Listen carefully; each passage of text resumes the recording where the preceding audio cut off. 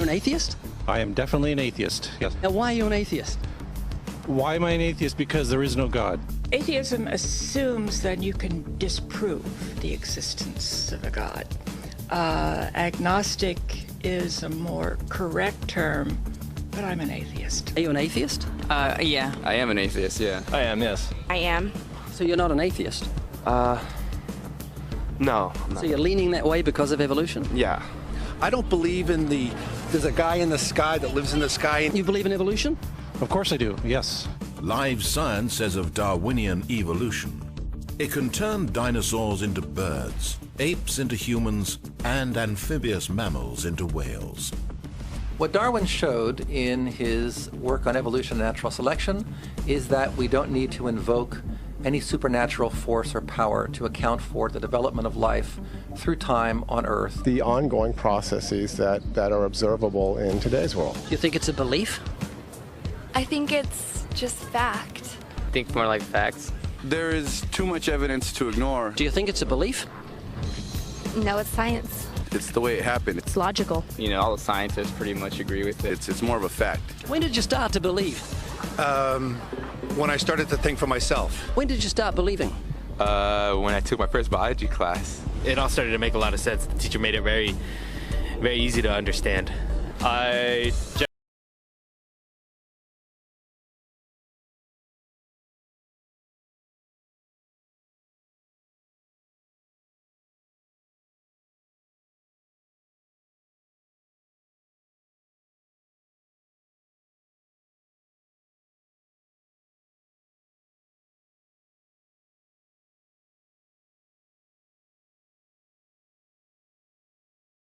Do you believe in evolution? Yes, I do. Of course. Yes, I do. I do believe in evolution. You believe in evolution?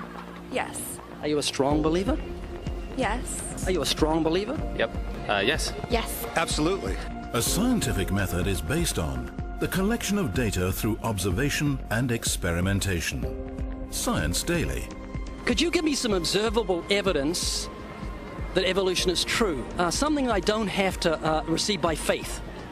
Yeah. Some observable evidence. I mean, take a look at what happened 65 million years ago. Hang on, I can't. That's 65 million years ago. I believe, millions of years. So that can't be observed. We can trace the evolution through the fossil record. Could you be specific? Just give me one.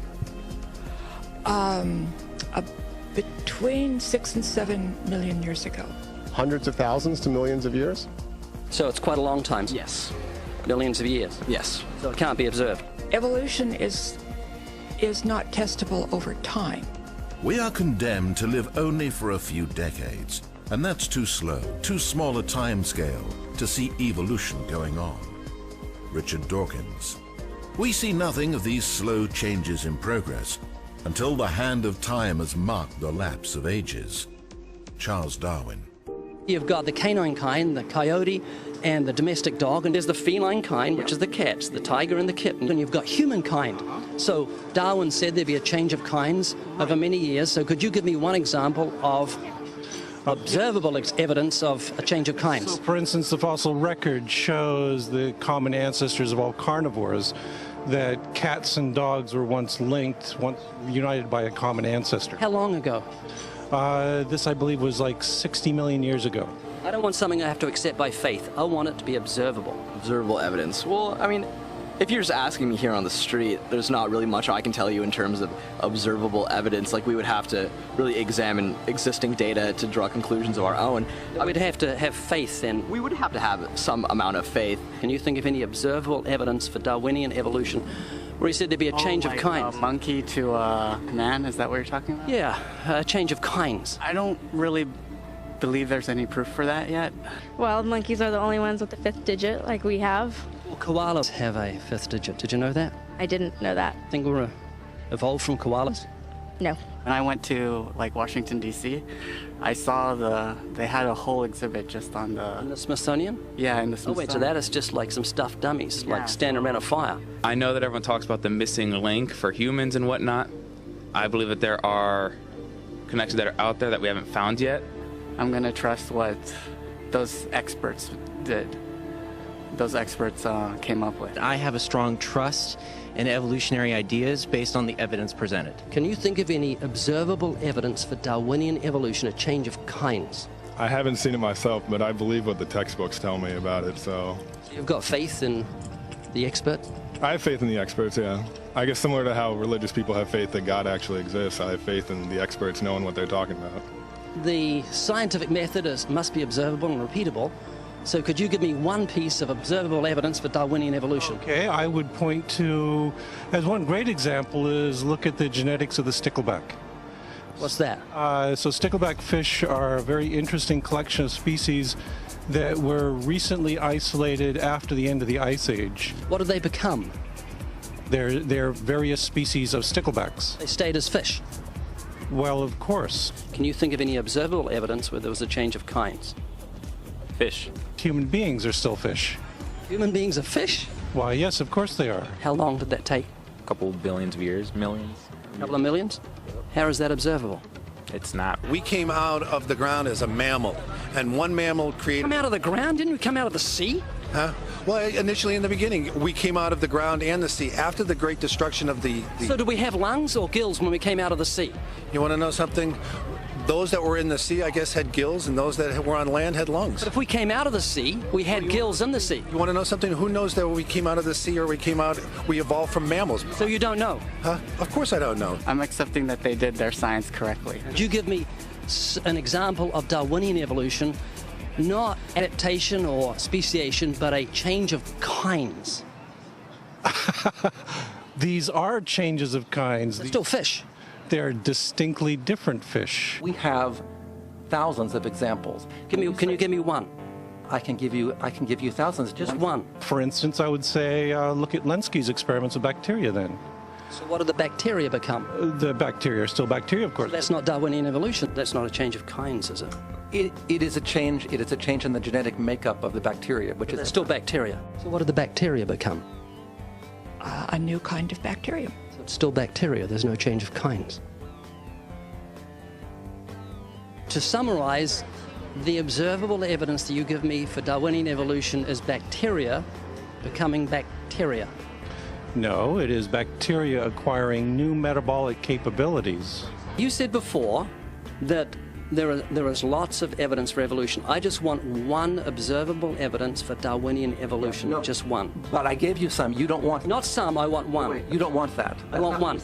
Yes, I do. I'm pleading with people. You asked me to tell you when I've watched one species evolve into another. Isn't that right? No, one kind into another. There's 14 different definitions of species. So I want a change of kind. When you're talking about kinds or change in families, you're actually talking about macroevolution. You're talking about changes on the level that separate, say, cats from dogs. So could you give me any examples of Darwinian evolution? Well, when you say examples of that, then you have to sort of look at over a longer time frame. It has nothing to do with faith. Faith is something that I have to, unseen, I have to believe in. That's it, unseen. Look, right. Do you believe evolution? Of course I do. Are you a believer in evolution? Yes, I am. When did you start to believe evolution? I started to believe evolution when I started to think out for myself. Is evolution a belief? Well, you know something? Evolution is a thought process. Is coming to terms and checking out all the alternatives, like taking a look at the religion, man-made religions. Let me ask you again: is evolution a belief? No, evolution is, well, yeah. In a word, yeah, I could say it could be a belief. When you say change of kinds, you mean the evolution of one species from another or to another? Yes, we have that in action, actually, in the Galapagos. Could you give me one instance? Yes, we have an example from a group of birds called Darwin's finches. And you take a look at the difference between the finches on the islands that all started out. I mean, that's very, very observable. But that's not Darwinian evolution. There's been no change of kinds. What do the finches become? They become genetically new and anatomically new, recognizably different species. So they're still finches? Well, of course, they're still finches. Yes. So they're not there's no change of kind. Little birds that he had observed. What did they become? Their beaks, their beak shapes. They're still birds. Yes. 3 finches that turn into different types of birds. They're still finches. Well, for example, Darwin and his study on evolution of the birds on the island that he went on to there. Their beaks changed? Their beaks. They're still birds. There's no change of kinds. That's within the kind. Just evolution on the beaks. So that's called adaptation. It's not Darwinian evolution. There's no change of kinds. There's no different animal involved. I want something that shows me Darwin's belief in a change of kinds is scientific. Darwin spoke of a change of kind. Can you think of any observable evidence for Darwinian evolution where there's a change of kind? Change of kind. Change of kind. I'm gonna have to think about that one a little longer. You give me anything that I can see, observe, and test, which is the scientific method for Darwinian evolution, a change of kinds. Test and observe.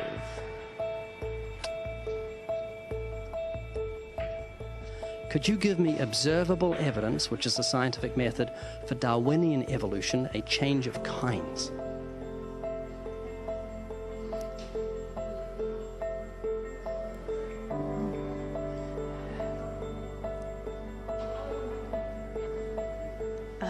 I gotta think about it. So you want the evidence of it? I would say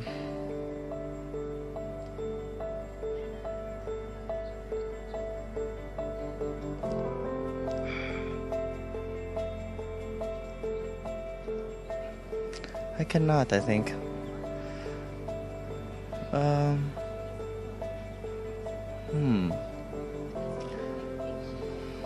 It's a hard question, actually.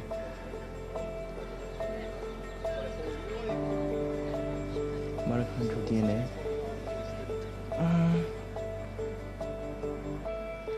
So, can you repeat the question again? Could you give me any observable evidence, just one, for Darwinian evolution? Let me think about that for a sec.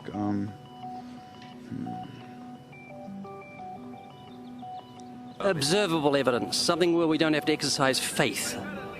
Something that can be observed, like the scientific process, observable? That's a good question. That one I'm not quite sure. So you can't think of any observable evidence for evolution? No. How do you know it's true?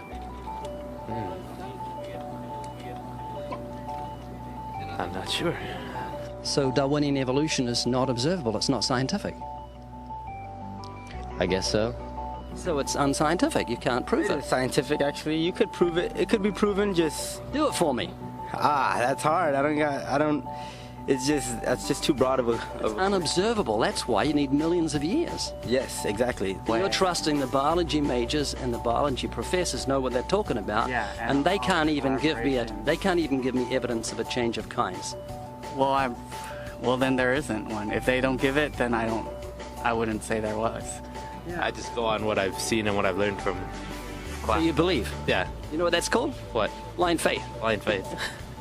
Faith is the great cop-out, the great excuse to evade the need to think and evaluate evidence. Richard Dawkins. Do you believe in intelligent design? Of course not. Do you think everything is intelligently designed? No, I don't believe that things are intelligently designed. Okay, you seem like an intelligent person, so I'm going to ask you something. I'd like you to make me a rose, okay?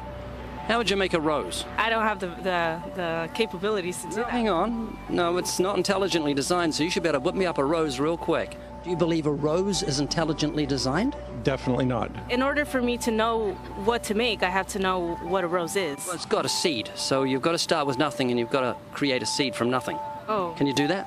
No, I can't. Could you make a rose from nothing? No. Can't make something from nothing. It's just basic, science. A rose from nothing? A rose. Just like, I can't, honestly. Why not? Me, I have no supernatural abilities. All the geniuses in the world can't make a grain of sand from nothing. We don't know where to start. I can't. Why not? I don't have millions, billions of years. That would be physically impossible. I mean, that would have to... That's not possible.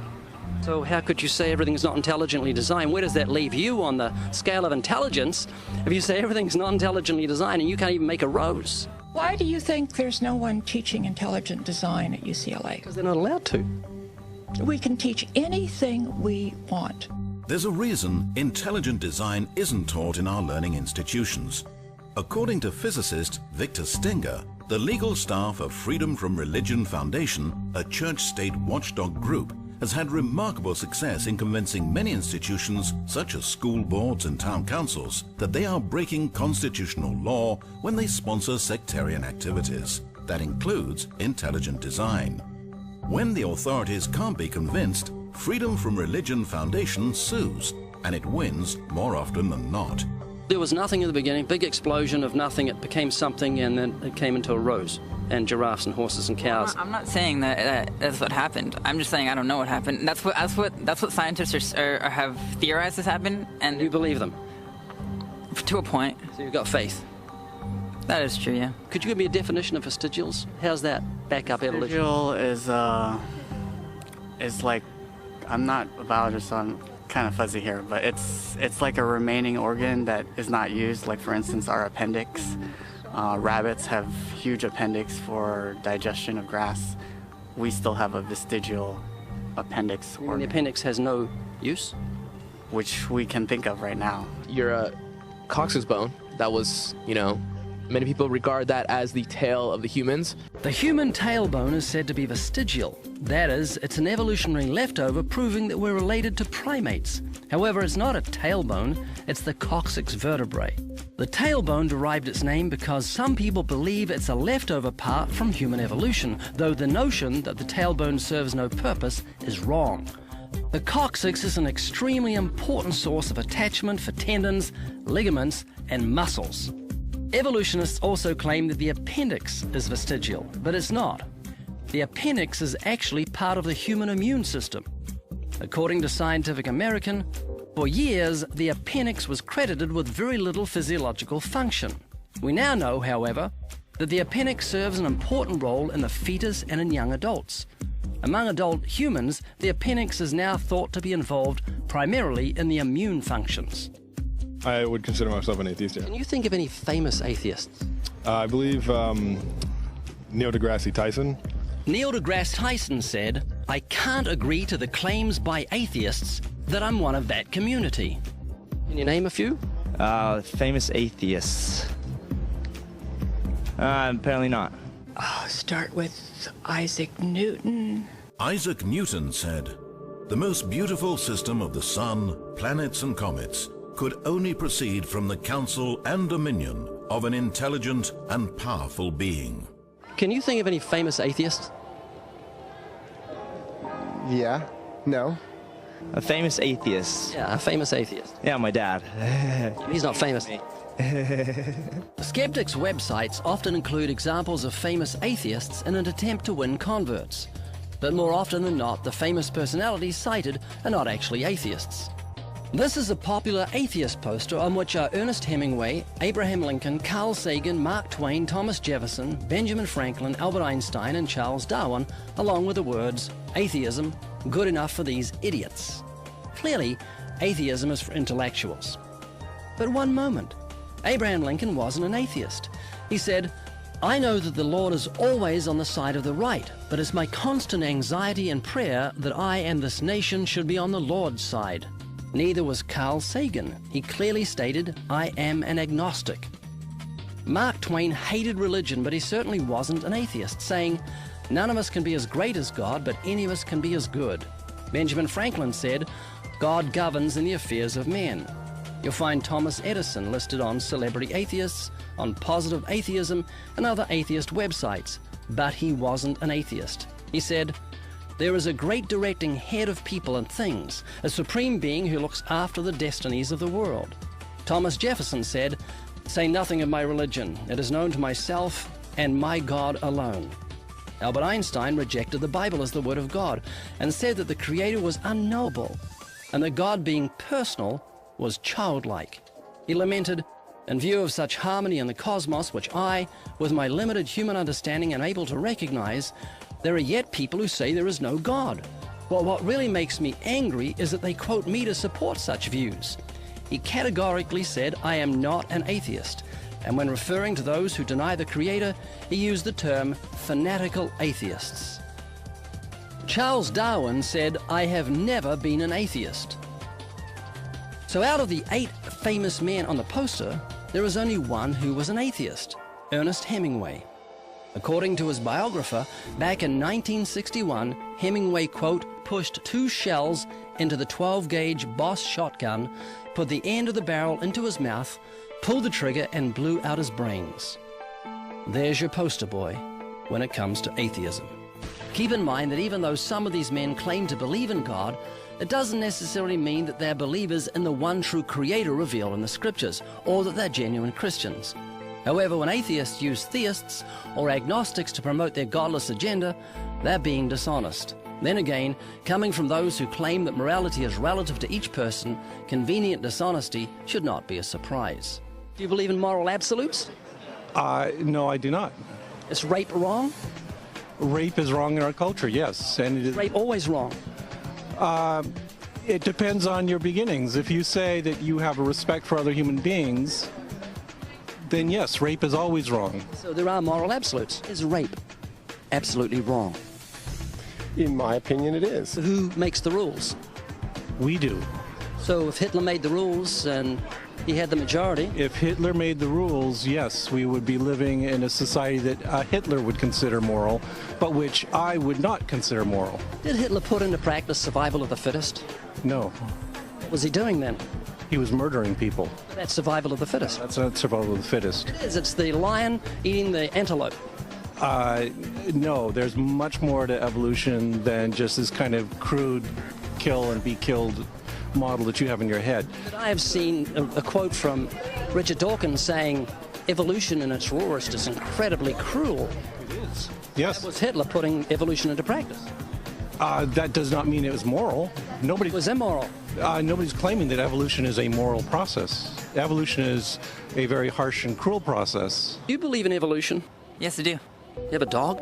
Yes. Love your dog? I do love my dog. Yes, I do. I love animals. Okay. Well, your pet dog and your rotten neighbor are drowning. You'd only save one of them. Who would you save? That is a tough one. You only save one? Why are you hesitating? I think I would save my dog. I don't know why I'm really hesitating. Because I don't know. I feel like people would see me as a bad person if I said the dog. I'll save my dog. So, is your neighbor not worth saving? Well, he's not worth saving more than my dog is. I'd go with the dog. I mean, you would want to save the animal, so I would want to save my dog. Well, we're animals. I believe we're all equal. I don't think humans have like a higher place. So you think dogs are more valuable than human beings? Do you believe in evolution? Yes, I do. So it's just a matter of survival of the fittest. Your neighbor's a primate, and you've got a canine, and you like the canine more than you like the primate. Would that be right? Pretty much, yeah. I mean, survival of the fittest. I mean, survival of the fittest? Yeah, pretty much. You said you believe in evolution. So it's just a matter of survival of the fittest. Yeah. If he drowns, he drowns. Big deal. Yeah. Oh, yeah, that is true. Are you an atheist? Yeah. Any fetus is less human than an adult pig. Richard Dawkins. So you don't think God exists? More like I know. Are you comfortable talking about spiritual things? I don't know much about them because they're not really capable of knowledge. Once we're dead, we stop that. We stop. How do you know? Because it's just what the facts are. Like if you stopped breathing right now, you'd be considered dead. Jacob, if you were a car and your motor got turned off, that'd be right. That's inanimate. But you're a living, biological human being with a life of God in you. We are a mechanical being because we have different parts that. Is there no life in you? Yes, there's life in me. That's your soul. One more thing, because you're a very intelligent man. Spell the word shop. Shop? Like S-H-O-P? S-H-O-P? What do you do when you come to a green light? You stop. Green light. Green light. Oh. Aha. Very good. You go. Peter, you've been a good sport. Thank you very much for talking to me. Okay. I generally don't engage creationists because it's not good for my blood pressure. So you're going to think about this? I think about it a lot, actually. Like I think about death and how fragile life is, and how just in a second it could all be over and there'd be nothing. You know, the problem with those who are unable to see evolution, I think, is they don't have imaginations. Anatomical clues to human evolution from fish. Human beings are still fish. Human ears evolved from ancient fish gills. We came out of the ground as a mammal. Heavier dinosaur arms led evolution to birds. Do you think we're related to pigs? Do you think we've got a common ancestor in pigs? Yes. Proof that fearsome T-Rex evolved into a chicken. Do you think you're a primate? Yes, I am. Are you a talking primate? I am. Are you a cousin of bananas? Why, yes. When whales walked the land. I'm accepting that they did their science correctly. I generally trust the scientific community. I'm going to trust what those experts did. Those experts came up with. Darwinian evolution rests on faith. And once again, according to Richard Dawkins, faith is the great cop-out, the great excuse to evade the need to think and evaluate evidence. Darwinian evolution requires great faith. The knowledge of God, however, is clearly seen by all mankind. For since the creation of the world, his invisible attributes are clearly seen, being understood by the things that are made, even his eternal power and Godhead, so that they are without excuse. Because although they knew God, they did not glorify him as God, nor were thankful, but became futile in their thoughts, and their foolish hearts were darkened. Professing to be wise, they became fools